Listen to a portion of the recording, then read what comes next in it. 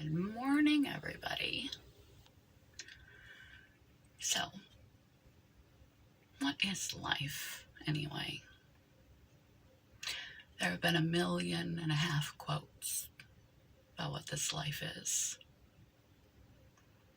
and different people come to different conclusions about what life is. Quote of the day today is: life is a lesson in humility.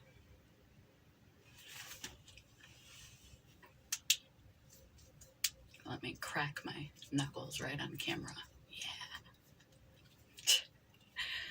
Yeah.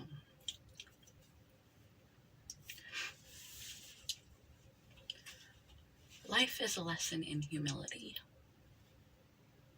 What, pray tell, is humility exactly mean? Handy dandy Google. A modest or low view of one's own importance, humbleness. He needs the humility to accept that their way may be better.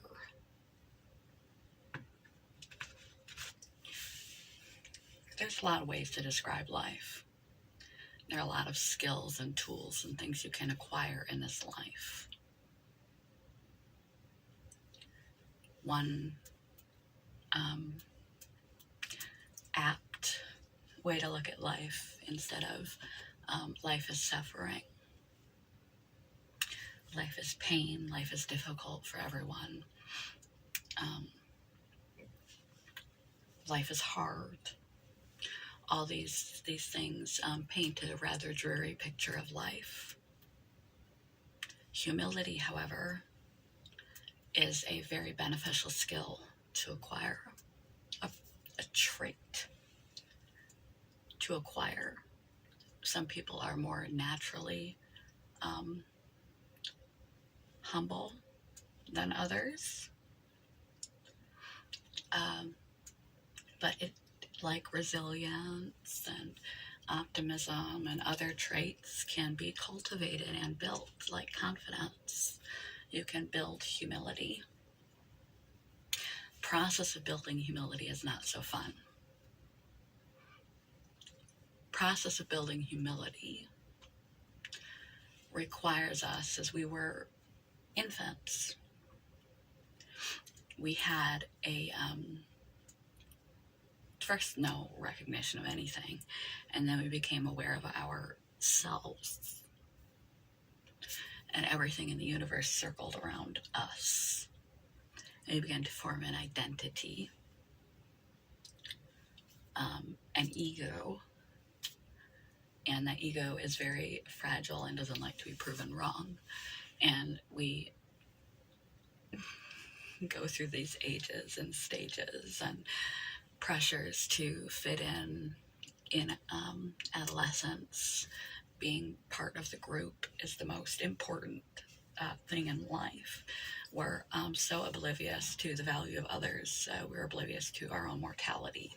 We do dumb things like jump off roofs, and we just don't think about it. We don't realize the finiteness of life.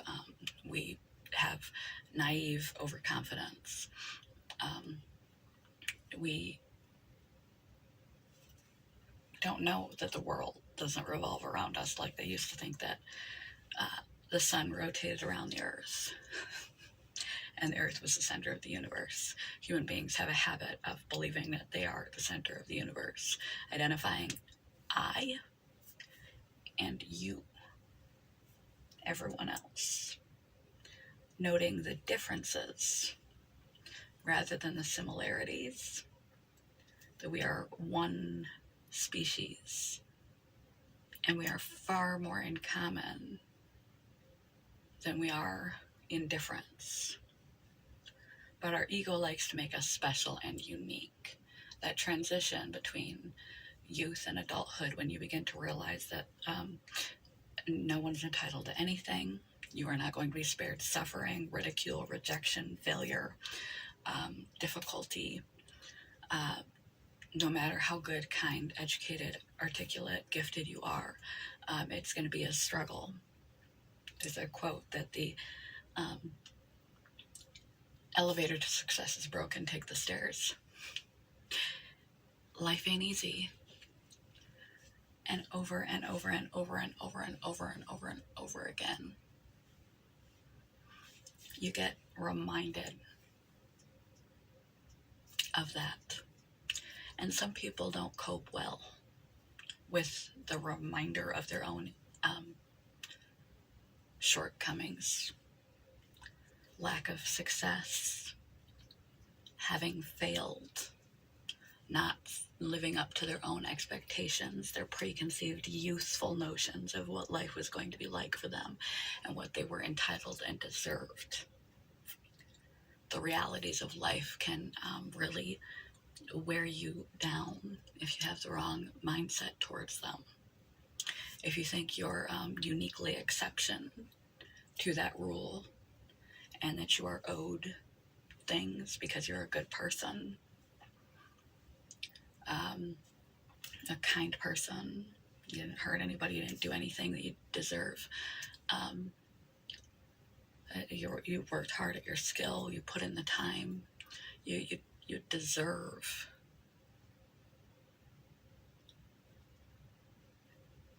to reap the rewards of your efforts. You deserve to be treated with kindness and consideration. You deserve not to have horrific and horrible things happen to you. You deserve the success that you have worked so hard to earn, versus repeated rejection, social isolation, or ridicule, disapproval,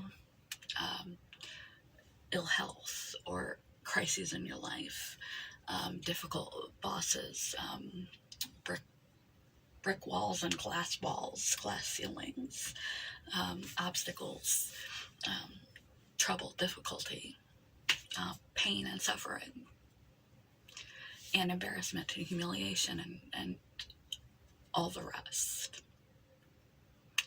All the rest that is life. And that opportunities may not come your way, regardless how much you deserve it. That it's not about you. It's not about me, it's about we.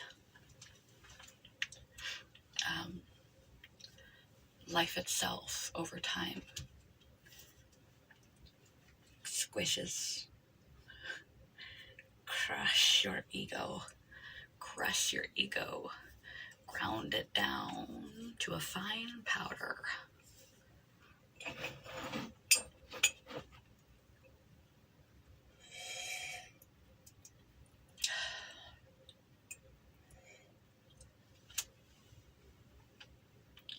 Isn't that cute? Let it snow, little snowman, and it's got a spoon for cocoa.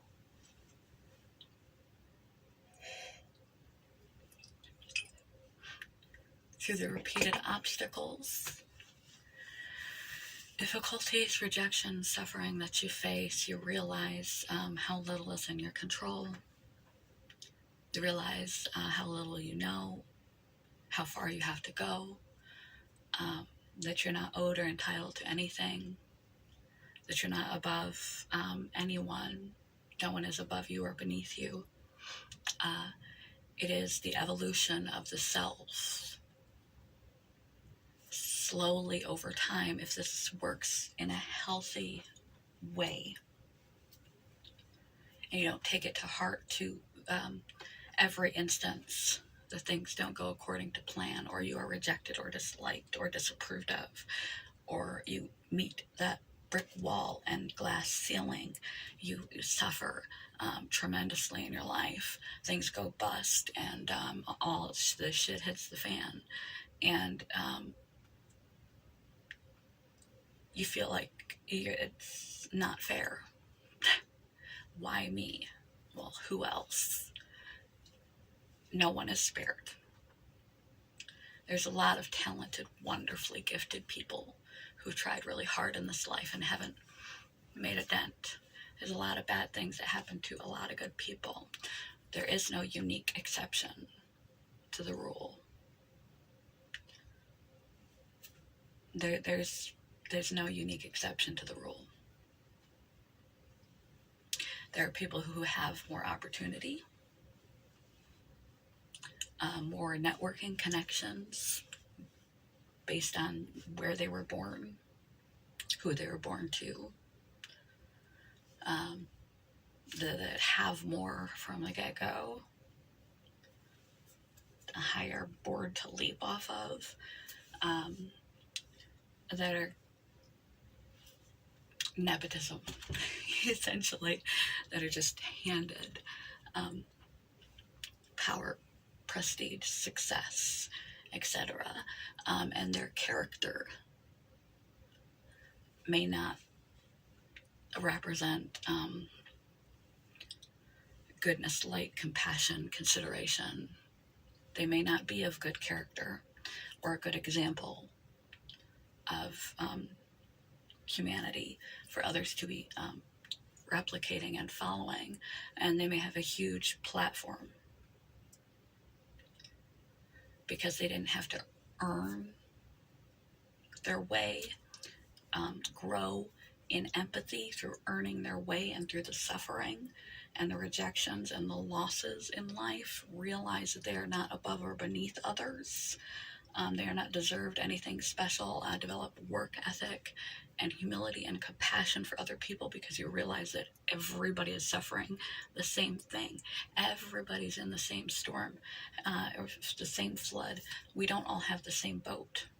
Those people I mentioned earlier that are just handed things, go from the yacht at home to the yacht they're handed. And some people have a canoe.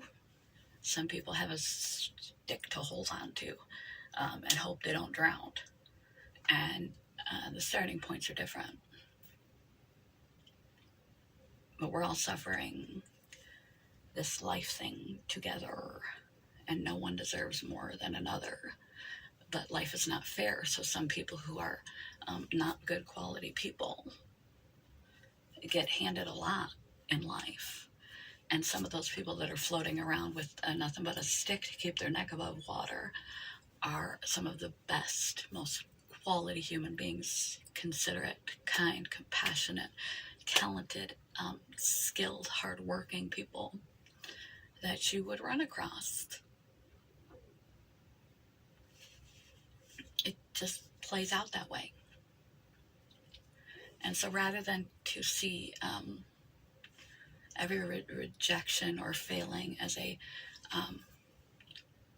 statement of your worth, I was rejected, this venture, this action, this attempt to change my skills or my habits and stuff, this failed.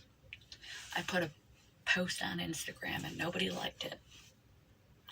You know, whatever your is providing you a sensation of failure or falling short or being less than, is guaranteed, just part of existence. That you don't define yourself as unworthy, as a failure, as unlikable, as not good enough, because that's just life. It happens. It's a guarantee in life. It's like a baby walking is guaranteed to fall several times before they learn to walk. And when they're early in their walking, they'll still fall on their face. It's just, it is. There's no life handbook. There's no adult handbook. There's no map for this thing. And you learn as you go. And you don't take those things and identify what you do, outcomes, external circumstances that are beyond your control, the reactions and interactions of others, as your own identity, worthless, less than, unacceptable, unlikable, unlovable, things that people have said to you over time, everything. Like I said, we tend to, through our self-preservation, keep us safe. We focus on the negative, and hyper store that. Don't self-identify yourself as your circumstances or the ups and downs in your life. Bad things happen to me because I am bad. No, bad things happen to you because they happen to everybody. You're going to fail. No matter how qualified and good you are, you're guaranteed to fail. Failure is part of doing. Failure is part of trying. Rejection. You're not going to be liked by everybody. You may not be liked by very many people at all. It doesn't mean you're unlikable or unlovable or unworthy. Don't absorb those things as what you are. What you are is a spirit, a sentient being, a life that has whether you believe it's just electrical firing through the body, a spirit, a soul. You have a consciousness, a sentience, self-awareness. You are a living, breathing, totally unique individual cast into life, and life is a game like chess that has rules, and nobody gets out of the rules, but except nobody knows the rules.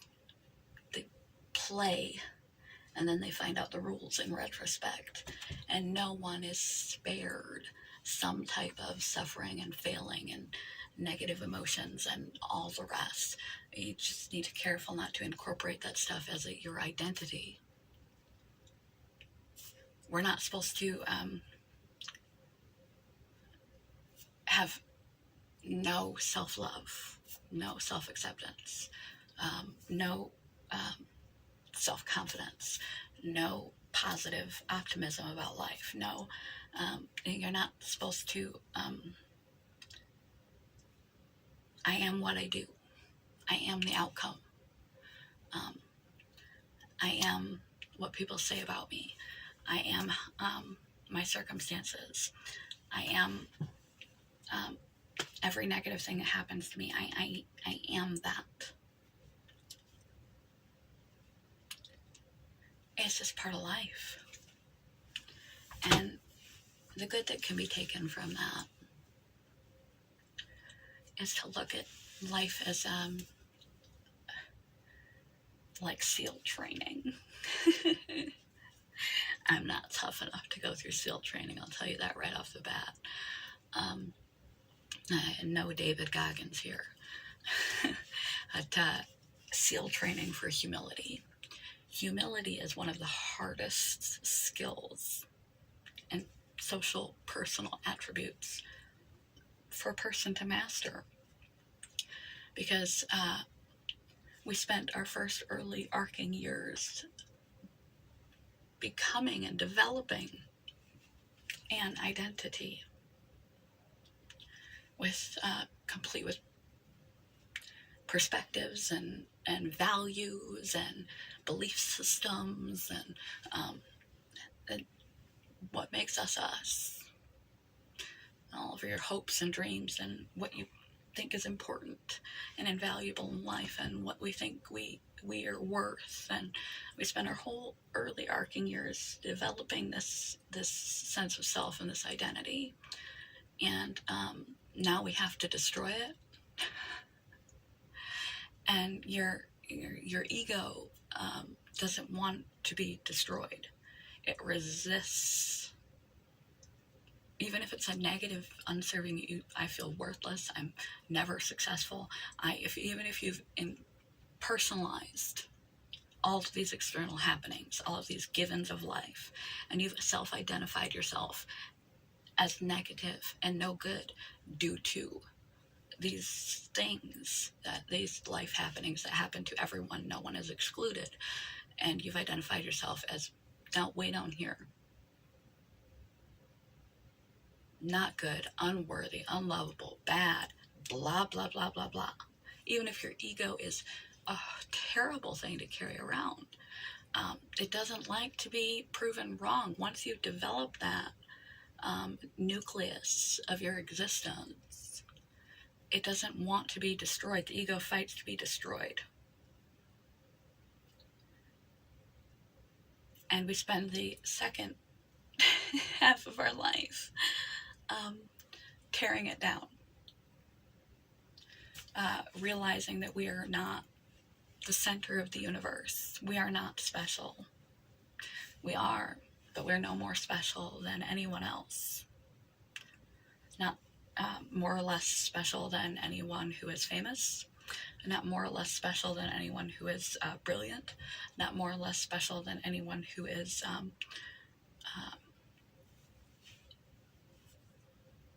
scrubbing floors for a living, not more or less special than a little old lady who's been abandoned in a nursing home and whose family doesn't come and visit, no more or less special than anyone in any other country or any other religion, no more or less special than the elderly, no more or less special than the youth, no more or less special than people of different skin tones or colors or races or religion, no more or less special than an addict, recovered or not, no more or less special than mentally ill, physically disabled, no more or less special than anyone else.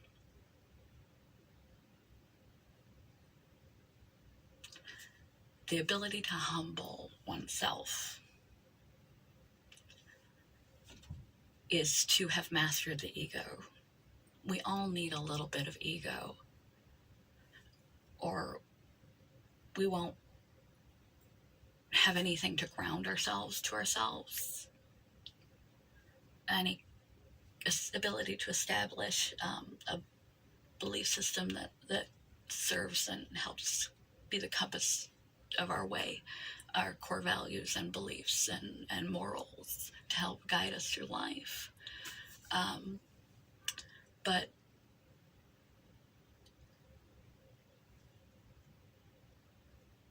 you need confidence. You need self-love. You need to believe you are worthy, and just because you got knocked down a peg or two or 22 didn't take your worth away. It just knocked your ego down. Mastering your ego, mastering yourself.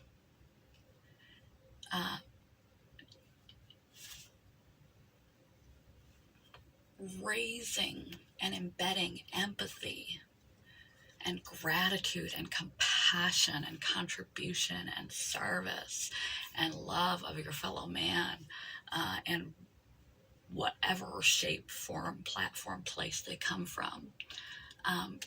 Kindness, consideration, the ability to not think that you are owed anything in this life, strong work ethic, the ability to apologize, to admit when you're wrong, to get along better with the relationships that you have, to have an integrity, intimacy, effectiveness. Many of these skills that will help you function your best in life come from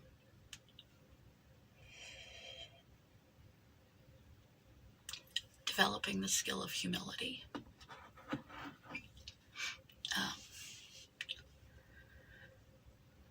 Rather than being egotistical. Ego is essential, but it's also the enemy. As we begin, we think we are the sun and it revolves around us. And then we grow into adolescence and we concentrate this identity we have made, whatever conclusions we have drawn from external circumstances. And we solidify this thing and start laying the groundwork for where we think we should go and what we think we should do and what we think we're going to deserve. Fortune tell and forward planning, the best laid plans of mice and men into our 20s and 30s. And then reality starts to hit. And it hits hard, and it hits repeatedly. And over time, like in our history, we begin to realize that we were a little farther from the sun. And you know what? We revolve around the sun rather than the world revolving around us. That it ain't about us. It's about you, but it's not about you. And you begin to develop your character. Become less self-absorbed, less entitled, more empathetic, more compassionate, more willing to help other people out, less prejudicial, more inclusive, less hatred, more love, less...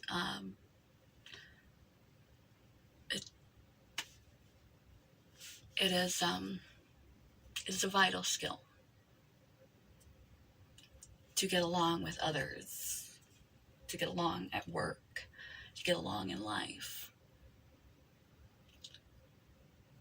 The most effectively possible, smoothly possible, to form deep, meaningful relationships and begin to really develop your character and find things that are going to, rather than just fill your time, fill your goal checklist, but to fill you up and provide you fulfillment, which is true happiness, is to develop the skill of humility.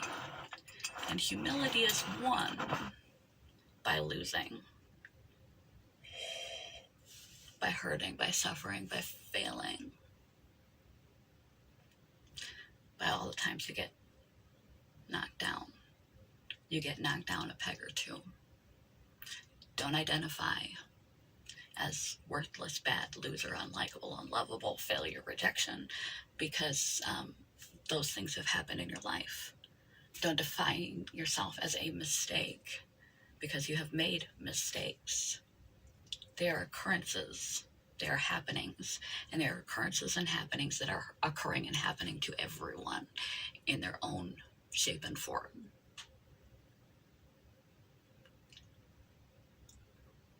See them instead as a way to make you more empathetic, more compassionate, more considerate, more filled with love, to build your character, shrink your ego, not your self-worth, to grow into a caring and considerate and compassionate individual, to be humble. One more time, quote of the day. Let it snow. No, that's not the quote of the day. I don't want it to snow. Quote of the day. I don't know if this one was a little too far out there for you guys to get, but yes, it's we start with a no identity at all, no self-conception at all. Then we begin to grow up as small children, and we believe that the world revolves around us, our parents revolve around us, everything, we relate to everything as it relates to us. And then we reach adolescence, and we really solidify and develop a fine-tune an identity. And then we spend our 20s and 30s going after those things we think based on the identity we have cultivated or deemed ourselves are worthy of and capable of and deserving of. And then life smacks us between the legs like sucker punch. And then it kicks you while you're down too. And you can identify yourself as what happens to you, but you shouldn't. You can identify yourself as what people say about you, but you shouldn't. You can identify yourself as your outcomes, but you shouldn't. You shouldn't feel worth less because people tell you you are worth less. This shit happens to everybody. Nobody's spared. It looks different for different people, but nobody's spared. And so then you spend your middle years readjusting your values and beliefs about life and people. 30 to 40. And shrinking your ego, growing your empathy. 40, 50, reaching fulfillment. Because your character, your wisdom, your experience, your pearl of an ego, and an oyster of humility cultivates your character and your compassion, your effectiveness, your comprehension of how life it really works and what's truly important.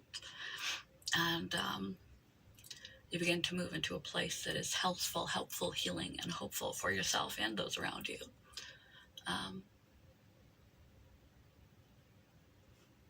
It's a good thing. It's not fun to cultivate humility, but it's for the best.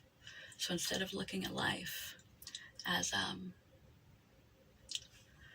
after you, it's not after you specifically, it's after everybody, or looking at life as suffering, these rather darker viewpoints look at life as practice for humility and compassion. Life, quote, quote, quote of the day one more time. Life is a practice in humility, and humility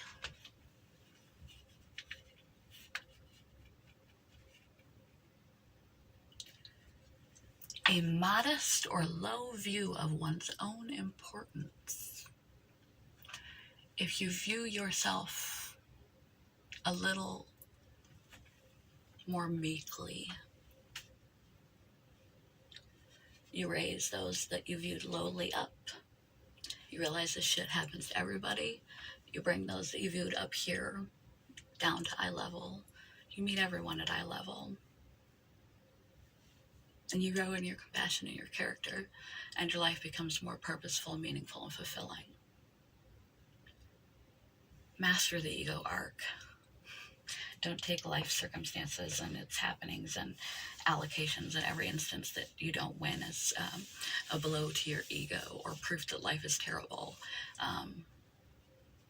Take it as a given for everyone. It's part of the chess game. It's a rule of the game. Things must suck for everyone. Everyone will get kicked down and will get kicked while they're down. And everyone will shrink their ego and grow their humility and compassion.